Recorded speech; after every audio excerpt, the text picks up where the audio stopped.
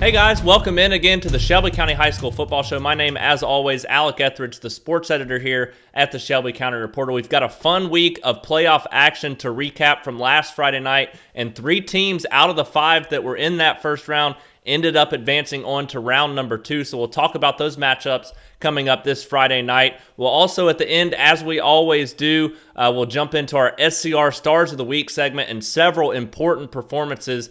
Several guys came in and performed in the clutch in the first round of the playoffs to help their team move on to the second round. So we'll talk about all those performances in our SCR Stars of the Week segment at the end, as we always do. But we'll dive in. We'll start with the 7A classification and talk about the Thompson Warriors, who have advanced to the second round of the playoffs, making history as they have all season long.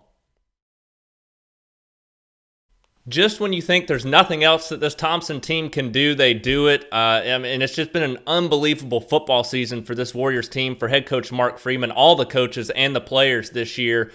They get their first playoff victory since the 2006 season. The cool little stat that I led off my story with last Friday night was that it was actually 11 years to the day. Friday, November the 10th, 2006 is when they played their last playoff game. They won that one. They take to the field 11 years later on their home field at Larry Simmons Stadium to the day, Friday, November the 10th, 2017. They pick up a huge 35-0 win over Huntsville to open the playoffs. Now they're on to round 2. And a quick note, a quick little fact and stat, they have not made it past the second round of the playoffs since the 1987 season. So if they're able to pick up a win this Friday night, I mean, they've already started off 11-0 now, including that first round win in the playoffs. They haven't done that since the 1982 state championship season. So if they're able to make it on to the third round, continue this historic run, that will be a very impressive stat. And they've got a good chance to do so as they'll play host to the Mountain Brook Spartans this Friday night in the second round of the playoffs. This is a team that Thompson played earlier in the year, and they picked up a very, very easy win, which I'm sure they're hoping they can do this time, or this go around as well. Mountain Brook will be ready. They will play a better game, I'm sure. But that first matchup, Thompson goes in their first 6 series of the game, they go up 40-0. Missed 2 extra points, but it didn't matter. Up 40-0 through 6 series. They go on to win that game 40-13. So that was a big regular season region win. Showed how strong this team was in the early going. And it just shows how impressive this Thompson team is. Behind quarterback Talia Tungavaloa and guys out wide like Ahmad Edwards, Mo Edwards, who just keep doing amazing things. I was impressed so much with them on last Friday night in that first round win with the amount of catches and targets that they had, and they hauled in just about everything thrown their way. And then when you toss in JoJo Ford, the running back, along with Shadrack Bird, another running back, I mean, this offense is just loaded. But what impressed me the most, and I've said it all year, they've had some up and down times this season. That defense, the first shutout of the season in the first round of the playoffs, that's what you want from your football team when you start a playoff run. Coach Freeman said it after the game. That was key in picking up a win. If you can post a shutout against anybody in the first round of the playoffs, and against any team, to post a shutout in the playoffs is just absolutely incredible. And he knows if his defense is playing like that, and his offense, with the amount of talent that his offense has, this is a scary team that can go on to win a state championship. So this is a Mountain Brook team that hasn't won in their past 5 games. They've won 4 of 5, but have not won any of those games by more than 7 points. So they've really been struggling of late. They could have lost easily to Vestavia, could have lost easily to Oak Mountain, and really a 23-22 win last week at Bob Jones. It was a good win, but they could have lost that one just as easily as well. So I think, honestly, that Thompson was excited that they were going to get Mountain Brook again and on their home field. So I expect a much closer contest than we saw the first time around, just because the team has so much tape on Thompson now that they'll be able to kind of know a little bit more what's coming. But I still think Thompson head and heels is above Mountain Brook when it comes to talent and that kind of stuff. So this is a team I expect Thompson. They win 35-0 in round 1, whereas Mountain Brook wins a tough 1-point game. I think Thompson's going to win another big game here. They're going to put up a lot of points, as they have all year. But just maybe not quite 40-13, maybe 40-20 or something like that. But it still will. I think Thompson's going to post a big win, move on to the second round of the playoffs for the first time since, or third round, I'm sorry, of the playoffs since the first time since 1987. So just I think they continue churning along, continue that historic season on Friday night in front of the home crowd again there at Larry Simmons Stadium. So it's crazy to think that we have two teams sitting at 11-0 on the season, but that's exactly what we have thanks to the Briarwood Christian Lions picking up a 62-0 statement win in the first round over the Crossville Lions at home there last Friday night to kick off their playoff run. And it's not a surprise at all. This is something that coming into the season, the preseason, Briarwood, the coaches, the players, they talked about nothing more than making it to the state championship game this season. After every game, when I've talked with a player, they've said the same thing the entire way through, that they have bigger things than just winning one game. They have a goal of winning a state championship this year. So the playoff run started last Friday night. They made a big statement, clearly outmatched Crossville in that game, and it showed from the first play where Michael Ayers tosses the ball deep down the field to Carson Eddy for a 55-yard touchdown bomb. We'll talk more about those two as well as some other players from this game in our SCR Stars of the Week segment. But just as I said, I'm going to look in to see when the last time we had two county teams perfect through the first round of the playoffs was, but I'm not sure if it's ever happened. This is just an incredible run by both Thompson and Briarwood. Both on to the second round. Now Briarwood will be taking on Lee Huntsville this Friday night. They'll be traveling to Huntsville for that game, which Coach Yancey said he actually wanted to do because that means they'll be back home the next round should they pick up a win this Friday night. But Lee Huntsville team picked up a 31-21 win on the road at Hayden in the first round of the playoffs. So it's a solid average football team this year. But Briarwood, I still think they outmatched this team, not as heavily as they outmatched Crossville in the first round. But this defense only giving up 8.6 points per game. It's one of the best high school football defenses that I've ever seen in this area. So just an unbelievable season by those guys on the defensive side of the ball, which really frees things up a lot offensively. They're scoring 33.2 and showed last week they can score on just about every single play that they're out there. So not only do they have the best defense in the state, especially in the 5A classification, but they also have an offense to match that makes this team one of the most dangerous, I think, that I've ever seen. So it's just, especially in that 5A classification, it's going to be tough for somebody to top them. This will be a bit of a challenge. This is a Lee Huntsville defense that's only giving up 12.6 as well. So it could be a defensive battle for a little while. But Briarwood's defense is going to force turnovers. They're going to do things to give their offense more chances, I think, than Lee Huntsville will. I expect Briarwood to advance to the third round, the quarterfinals of the 5A playoffs, and they'll be at home that week. I think that this is really probably their tough matchup, standing in between them and the semifinals, where they might get a rematch with a Winona team that they handled rather easily earlier in the season. But I expect Briarwood to move on, advance to the quarterfinals in a big win over Lee Huntsville. The game of the week in the first round of the playoffs in the entire state, hands down, goes to the Calera Eagles, and possibly the game of the year. 7 seconds left. Calera sits on the 10-yard line, down by 5 points to Jackson in that first round game.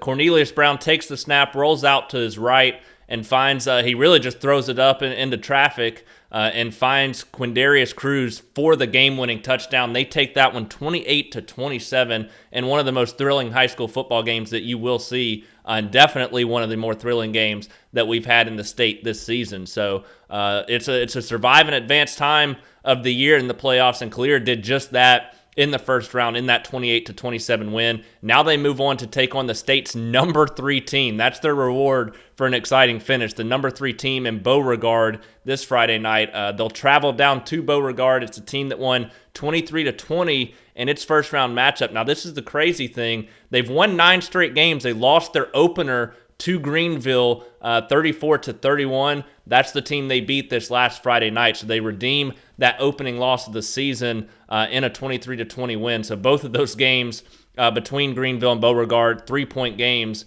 with one of each taking the game. But Beauregard takes the one that matters in that first round of the playoffs. So this could be a very interesting matchup. Beauregard's one of those teams that is a very good football team and one of the best in the 5A classification. But if Calera is playing their best football, they can beat this football team. And if any of them watch this, hopefully that's something that can kind of motivate them in this game on Friday night, because their offense is just can be so good with the dynamic playmakers they have on that side of the ball. And quarterback Cornelius Brown, Quindarius Cruz, who's I've been impressed with since last year as a freshman in several different sports. They have so many more weapons around them. They have Tyler Agnew at the running back position. They have D. Mickens at the running back position, and several other speedy guys that can get the ball and move in open space. But that being said, this is a defense that can play good too. And I've said it all season long.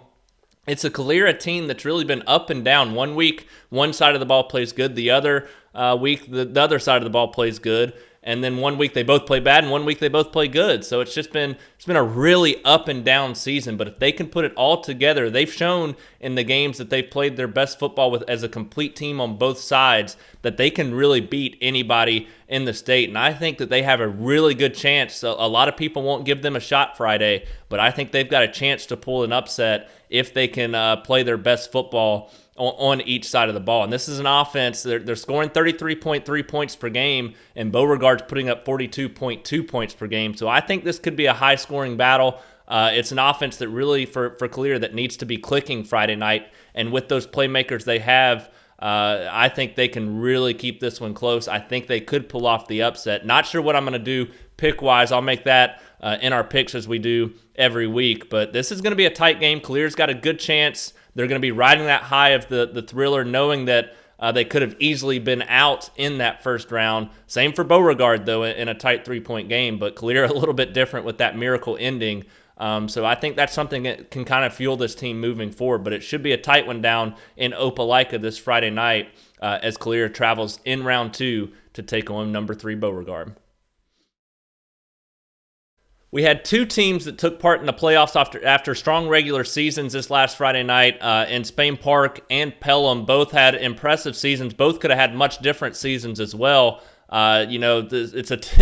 It's funny to think about because Spain Park, they get the 4 seed out of the most difficult region in the 7A classification, and they lost by 1 point to Mountain Brook and 3 points to Hoover. They could have had the number 2 or 3 seed easily in that class, or in that 7A Region 3 classification. So Spain Park could have been sitting in a much different situation. Instead, they have to take on number 3 Hewitt-Trussville on the road in the first round, and boy, did they show a lot of fight in that game. At the end of one quarter, these are two strong offensive teams that have really built their teams around outscoring people this season, and it was 0-0 at the end of one quarter. Then Hewitt-Trussville started to go on a little bit of run. They go up 17-0, take that into the third, or have that lead in the third quarter. And really, they had a 27-7 lead in the fourth quarter as well. But Spain Park comes storming back. They scored some unanswered points and get within 6 at 27-21, and had a chance late there to win it.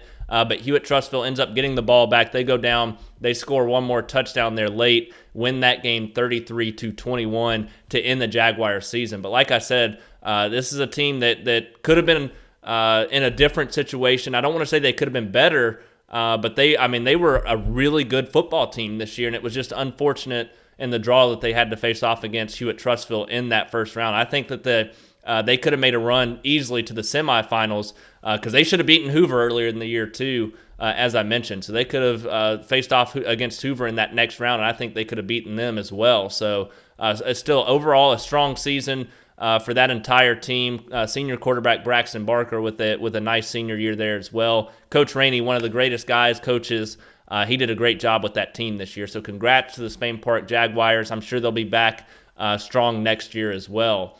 Pelham, another team, those first 2 games of the season, they lose by 7 points in the final 2 minutes as teams go down and score a touchdown after Pelham was tied there late in the late going. So they could have had a couple more wins on the year as well. One of them, a non-region win, wouldn't have been as big of a deal, but still could have been a much different season for Pelham. And we still thought they were a year away with the amount of juniors and younger guys that they had on the team beyond that as well. So Overall, a very impressive season from head coach Tom Causey there at Pelham. They lose 49-14 to number 4 in the 6A classification, Spanish Fort. So it's just a tough ending. Their defense, Pelham's defense, was depleted with injuries, and just it was a tough go for them. But they have a lot of guys coming back this next year. And my bold prediction coming into the year was that they made the playoffs with that 4 seed. They ended up doing that. Next year, I think they're going to finish even higher in that region with the amount of talent they have coming back. So a very impressive run by Pelham this year. That offense, boy, are they talented, and they're going to have most of those guys back next year. Nick Blackburn, the senior running back who's been a huge leader for that team, will be gone. But they have so much talent returning. They're going to be a scary team next year in that 6A classification, so be on the lookout for that. But congrats to both the Jaguars and the Panthers on making it to the playoffs in strong 2017 football seasons.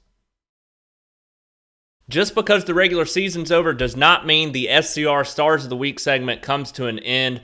This is actually probably the most important time of the year to point out some of these individual performances and overall performances as teams are trying to make that deep run in the playoffs, and they couldn't do it without a lot of these talented athletes. And we'll start in 7A with the Thompson Warriors, and Talia Tungavaloa did it again. Another just incredible performance, 394 yards passing, 3 touchdowns, and all of that mainly in the first half, but a little bit there in the third quarter as he set most of the fourth quarter. So a strong performance. I shouldn't say he set most of the fourth quarter, but they ran the ball a lot more in that fourth quarter. So strong performance by him, and just crazy to see his targets. I mean, he threw it all over the field. Michael Petway, Kyle Smoke, other guys caught, but Ahmad and Mo Edwards just continue their impressive way. Ahmad had 15 receptions in the game, which is just unbelievable. I swear to you, at least 7 of those receptions came on the first 2 drives of the second half. He was just a target machine by Tungavaloa. And then Mo Edwards, I mean, he's really the last few weeks of the season has come on unbelievably strong, as a lot of teams have targeted Ahmad in these games as well. So Mo has 151 yards on 8 catches and 2 touchdowns on the night. He took one 53 yards to the house off of a wideout bubble screen. So just great performances by those 3 on the offensive side. JoJo Ford, Chadrick Bird combined to go over 150 yards and 2 touchdowns on the ground as well. So great offensive performance, as we have come to expect from this Thompson team. But the defense posting a shutout, their first of the season. It's a solid defense that brought back a lot of guys from last year's team. But to do what they did in that first round and step up and post their first shutout of the season was unbelievable and impressive. And as many people don't like to hear it, as cliched as it is, defense wins championships. And if the defense is playing this well throughout the playoffs, they're going to win them a championship. Guys like Jalen Ryam and Jalen Bustamante and KJ Robertson all over the place. And then you've got the defensive linemen picking up some sacks and putting pressure back there on the quarterbacks as well. So overall, great performance by Thompson in the first round of the playoffs as they head into round 2 against Mountain Brook on Friday. We'll move on to the 5A classification. 2 teams from there advanced, and it was big reason why was the individual performances from several guys. It's all around. Both of these teams played well as well, but some guys just really stuck out. And we'll start with Briarwood and Michael Ayers. I mean, this is just crazy. 3 of 4, only threw 3 passes in that game because the offense put up so many points so quickly, but 3 of 4 for 117 yards and 2 touchdowns, and most of that came on his first 2 pass plays to Carson Eddy, who also had 3 receptions for 117 yards and 2 touchdowns. So he caught all 3 of Ayers' passes and took 2 of those to the house for a touchdown. So great performance by those 2. But J.R. Tranrino, another strong game. He actually got some time at quarterback as well and completed 1 pass for 3 yards. But his main stat line, 9 attempts rushing for 110 yards and 4 touchdowns. And I'm pretty sure he's close to 15 touchdowns over his last 4-game stretch to end the season and start the playoffs now. So he's just a machine right now. And combine that with the wideouts in Carson Eddy and Hudson Hartsfield, and then quarterback Michael Ayers. That offense is really dangerous. And I'd be remiss if I didn't mention Andrew Hill, freshman running back, comes in, posts 67 yards, a tough little runner. You could tell how excited he was, and also takes one to the house for a long touchdown run as well. On the defensive side, Carson Donnelly with a pick 6.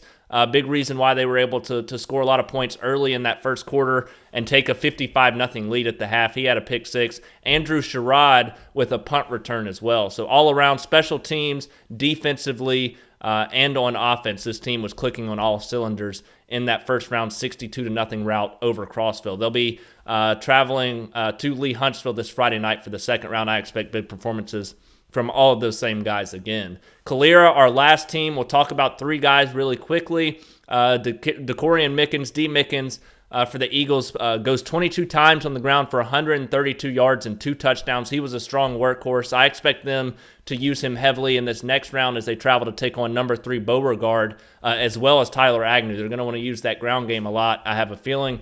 That being said, Cornelius Brown has had an unbelievable season, really clicked and turned it on in the last few games of the season. He goes for 181 yards, 2 touchdowns, not the most spectacular stat line, but the play of the game. He rolls out to his right, as I mentioned earlier, throws it into the back of the end zone with several defenders around, but lobs it in there perfectly. Quindarius Cruz goes up, makes a touchdown catch, and he had a great game as well. That was one of his 4 catches and one of his 2 touchdowns. He had 111 yards, and this is just a sophomore, guys.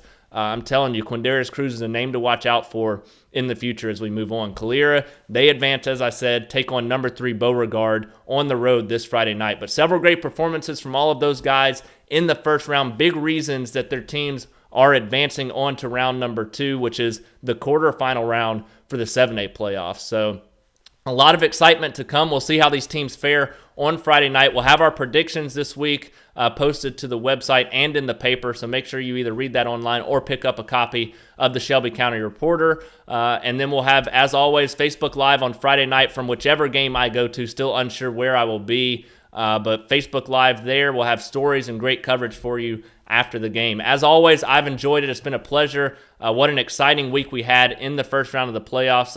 A buzzer beater, basically, and several great performances by several teams. So a lot of fun in this first round, and I look forward to more exciting action this Friday night.